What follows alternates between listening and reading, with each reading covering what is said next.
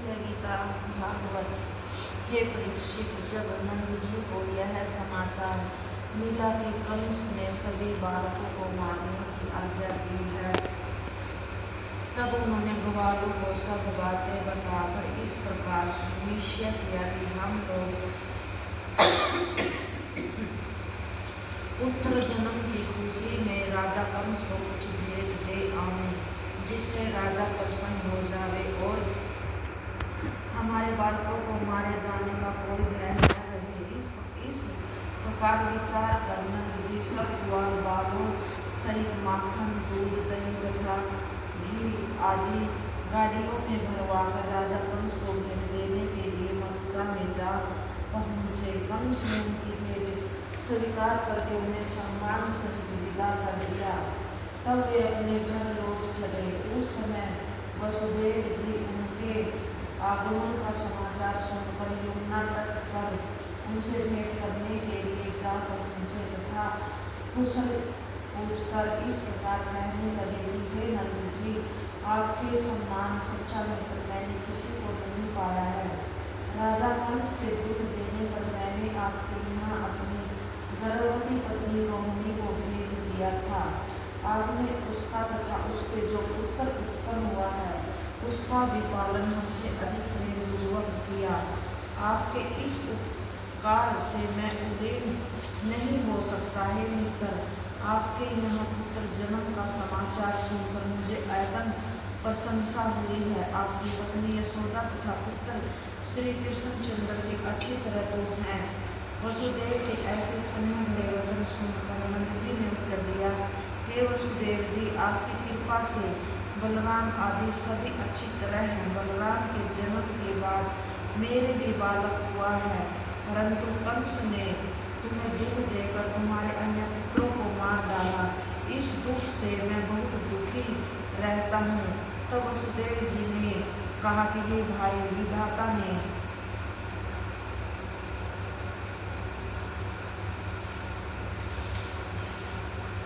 हमारे भाग्य में जो लिख दिया है वह किसी प्रकार मिटाई से नहीं मिट सकता। संसार में जन्म लेकर किसे सुख दुख नहीं उठाना पड़ता।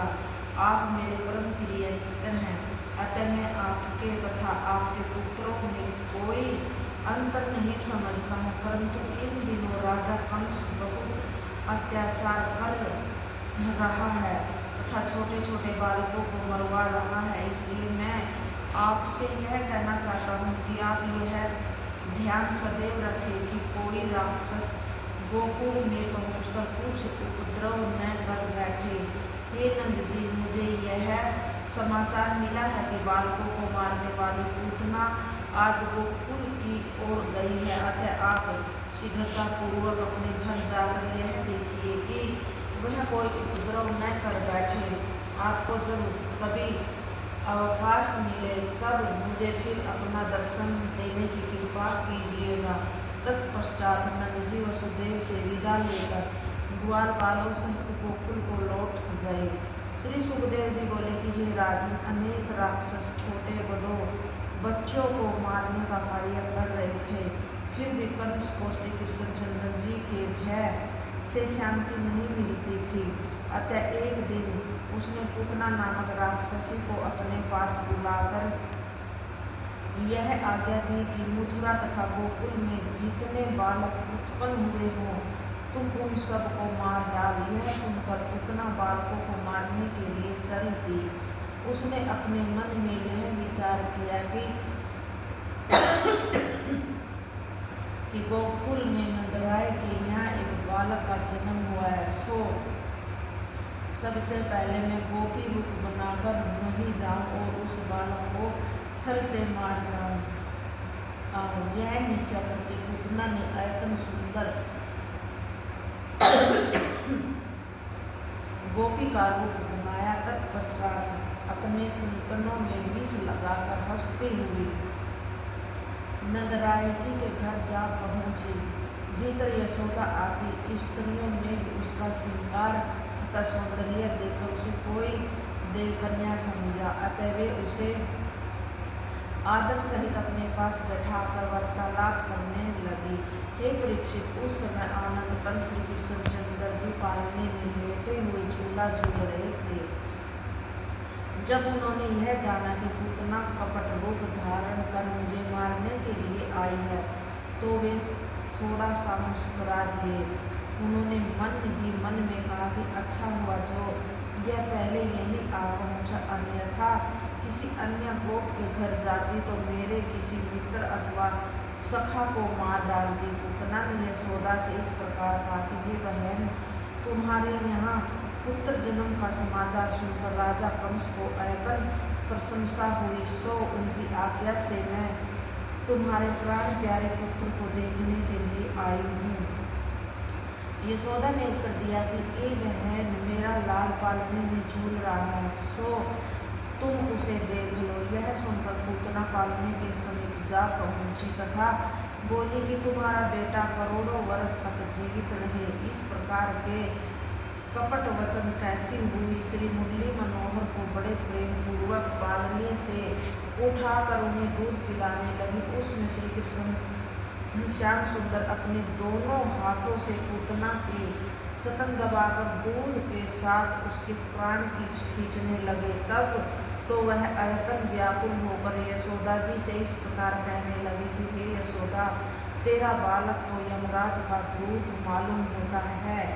यदि मैं आज इसके हाथ से जीवित बची तो फिर कभी गोकुल में नहीं आऊंगी। इतना कहकर वह व्याकुल हो आकाश मार्ग से भागने को हुई। उसमें श्री श्याम सुंदर भी उसके स्तन पकड़कर लटके हुए चले गए। जब वह गोकुल से बाहर जा पहुंची तब श्री कृष्णचंद्र ने उसके प्राण खींच लिए। उस समय उस राक्षसी को पृथ्वी पर गिरने से एक ऐसा भारी धमाका हुआ जिसे सुनकर गोकुलवासी आयतन भयभीत हुए। वह पूतना राक्षसी 6 कोस के बीच में गिरी, जिससे सैकड़ों वृक्ष टूट गए। जब रोहिणी तथा यशोदा ने उस शब्द को सुना और श्री कृष्ण को पालने में नहीं देखा, तब वे रोती पीटती हुई उन्हें ढूंढने के लिए घर से बाहर निकल आई। उस समय सब गोपी ग्वालों ने ढूंढते हुए बस्ती से बाहर जाकर यह देखा कि श्री कृष्णचंद्र जी मरी हुई पूतना की छाती पर चढ़े हुए उसके संतानों को पी रहे हैं। उस समय यशोदा ने दौड़कर उन्हें अपनी गोद में उठा लिया और उन्हें पुचकारने लगे। तदुपरांत जब यशोदा ने अपने एक संतरण उनके मुख से लगाया और श्री कृष्णचंद्र ने दूध नहीं पिया, तब सब गोपियों श्री कृष्ण श्याम सुंदर को गौ की पूंछ का स्पर्श कराकर झाड़ने फूकने लगे। तदुपरांत यशोदा जी उन्हें लेकर शीघ्रतापूर्वक अपने घर में आ गई तथा देवता और पुत्रों को बहुत प्रकार से मनाने लगी। जब उन्होंने श्री श्याम सुंदर जी की नेछावर आदि करके दरिद्रों को दूध पिलाया, तब बाके बिहारी उनका दूध पीने लगे। उस समय सब गोपी ग्वाल पूतना के मृत शरीर के पास खड़े होकर यह कहते थे कि इस राक्षसी के गिरने का शब्द सुनने के कारण हमारा कलेजा अभी तक काट रहा है। कब न जाने कन्हैया की दशा क्या हुई होगी। हे परीक्षित, उसी समय नंद जी ने गोकुल के निकट पहुंचकर यह देखा कि एक बहुत बड़ी राक्षसी मरी हुई पड़ी है और गोकुलवासी पास में खड़े हुए से देख रहे हैं। जब नंद जी ने लोगों को से उसके मरने का हाल पूछा तो उन्होंने सब वृत्तांत कह सुनाया। उसे सुनकर नंद जी कहने लगे, हे भाइयों, बड़ी कुशल हुई है जो इस दुष्टा के हाथ से मेरा कन्हैया जीवित बच गया। इतना कहकर नंद जी घर आए और अपने कन्हैया को गोद में लेकर बहुत प्यार करने लगे। उन्होंने उसी समय श्री मुरली मनोहर के हाथों का स्पर्श करा के 6 सहस्त्र दूध देने वाली गौएं ब्राह्मणों को विधि पूर्वक दान की तथा उसके मस्तक पर न्यौछावर करके याचकों को बहुत सा धन दान में दिया। तदुपरांत गोकुलवासियों ने फरसे, कुल्हाड़ी आदि से पूतना का शरीर काट डाला और एक खड्डा खोदकर उसकी हड्डियों को गाड़ दिया। जब पूतना का मांस अग्नि में जलाया गया तब उससे ऐसी सुगंध उठी कि उसे सुनकर सभी गोकुलवासी आनंदित हो गई है। सुनकर राजा परीक्षित ने कहा कि हे सुखदेव जी, उस राक्षसी के शरीर से सुगंध निकलने का क्या कारण था? तब श्री सुखदेव जी ने उत्तर दिया कि हे राजन, भगवान मुरली मनोहर ने उसका दूध पीकर उसे अपने हाथों से मारकर पवित्र तथा मुक्त कर दिया था, इसलिए उसके शरीर से ऐसी सुगंध उड़ी थी। हे परीक्षित, देखो, पूतना राक्षसी श्री हरि को विष पिलाकर मारने के लिए आई थी, तो श्री नारायण ने उसे ऐसी अच्छी गति दी। जो लोग श्री हरि का भजन करते हैं उन्हें कैसी पदवी प्राप्त होगी? हे परीक्षित, श्री श्याम सुंदर के दर्शन